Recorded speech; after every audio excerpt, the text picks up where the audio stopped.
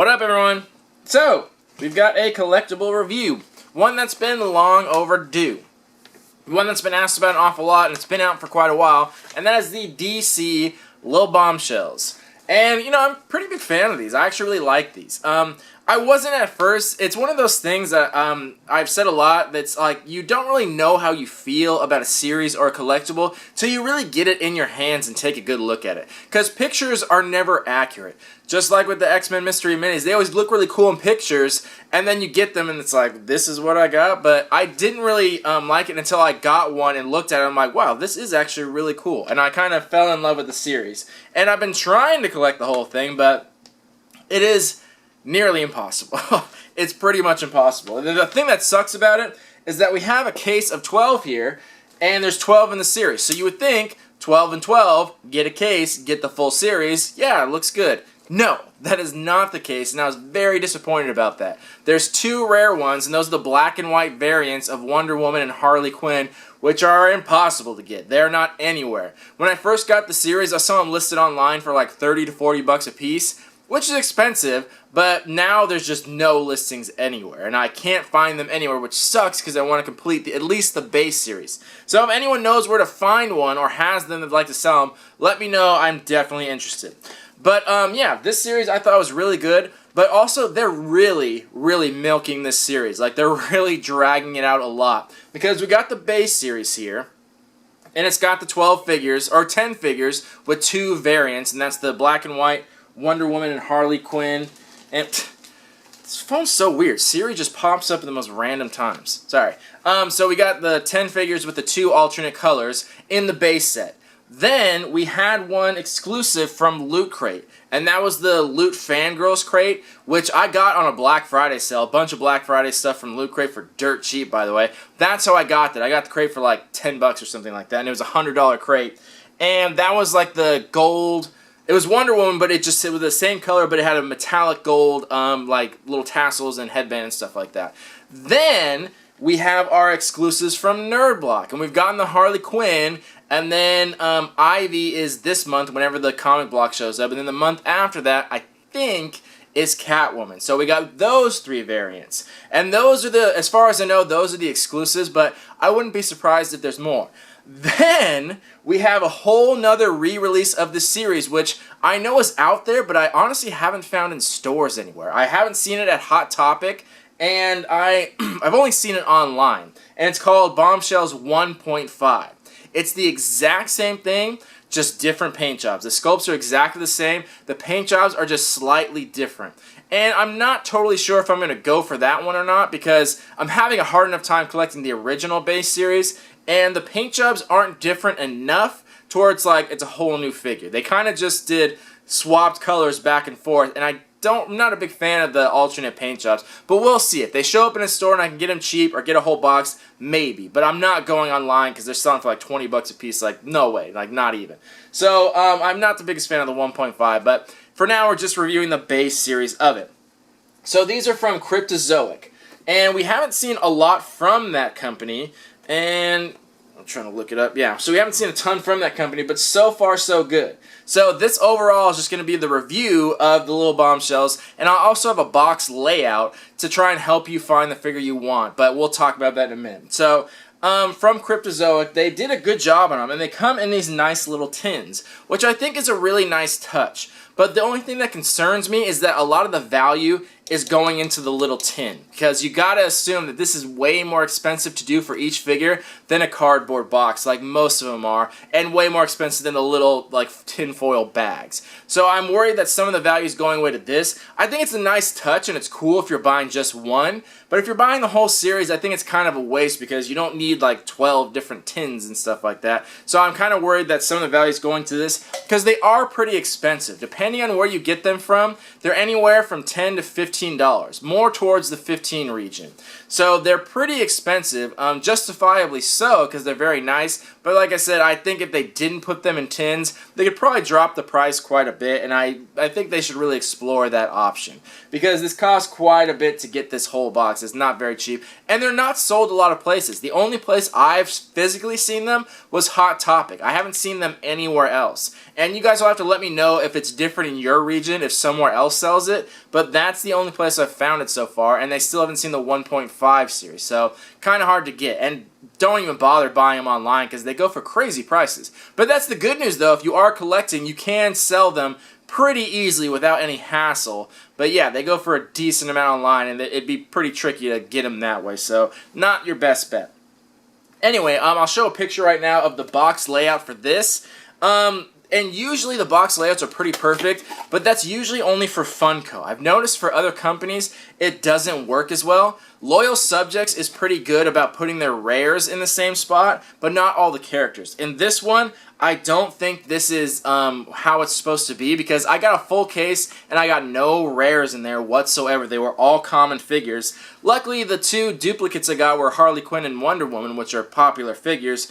But I've seen other unboxings and it didn't match this, so I'm showing you guys this now, so hopefully it helps, but I'm going to warn you right now, don't take this as like the end-all be-all box layout, because I don't think it is. I think this company's really good about switching it up and making all the boxes different, because that's just what I've seen. So maybe this will work, maybe not, but don't get your hopes up if something's not in this place, because I'm just giving you fair warning. But the good news is at least you'll get the base set. If you buy a whole box, you'll get the base set of 10. So at least there's that. So if you're a big fan, you don't want to collect the whole series but just the base ones, then at least there's that. And they're right here, by the way, if anyone didn't notice. So yeah, I'm a big fan of those, and I really like that.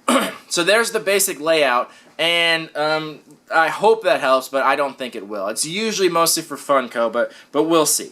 So now we'll get into the actual review process, and we'll break it down into simple numbers. So I always break it up into 3 categories: design, concept, paint, and sculpt. So the first one, the design, the concept, the idea of it, and I really like it, but I can't give full credit to Cryptozoic here. They designed the figures, and that's what I'm giving the rating off of, but they didn't design the characters. DC Bombshells have been around a long time. They've had a comic series, they've had statues, they've had t-shirts, they've had pennants made. There's a lot of merchandise out there with stuff on there, mostly for girls, understandably so. But they've been out a long time, so it's not like Cryptozoic invented that series. I would give them major props if they did, but they didn't. So I'm just going off the actual design of the figures themselves. And based on that, I still think they did a really great job. I think the concept of the Bombshells is a really cool idea. I love that 50s pinup girl and the classic superhero, and the way they did some of the characters is really funny. Like Batgirl is a Batgirl, and like the Flash version of it is one of the roller skate like car hop people, and it's just really cool. And Wonder Woman's obviously mimicking Rosie the Riveter, and then Black Canary's like a lounge singer. Black Canary's one of my favorite, by the way. I like her like probably most of all. I think she was really cool, and I like the Flash one. I also really like the exclusive one from Nerdblog. I think they're really cool. So as far as the design and concept, I'm going to give it an 8 out of 10. I think they did a good job. And it's very common with these figures to do like the big head, small body. Pretty much everyone does them. They're called chibi. That's the style. And pretty much every company does it, so it's kind of expected. But they did a good job at it as far as like making them proportionate and still like skewed perception, but making them still proportionate, body parts, things like that. And they also all come with their own little stand, which I also like, because sometimes when they have figures with such small feet, it's impossible to display them because they don't stand up. So it was a good idea for them to put stands on them, little bases, so you have no problem displaying them. So I thought that was a good idea too. So 8 out of 10 as far as the design and concept. I think they did a really great job. Then, the paint job. There's not a ton of paint on these figures. Most of the figure is the plastic color, which is the skin tone. So it's that tan skin tone, and that's just the color of the plastic.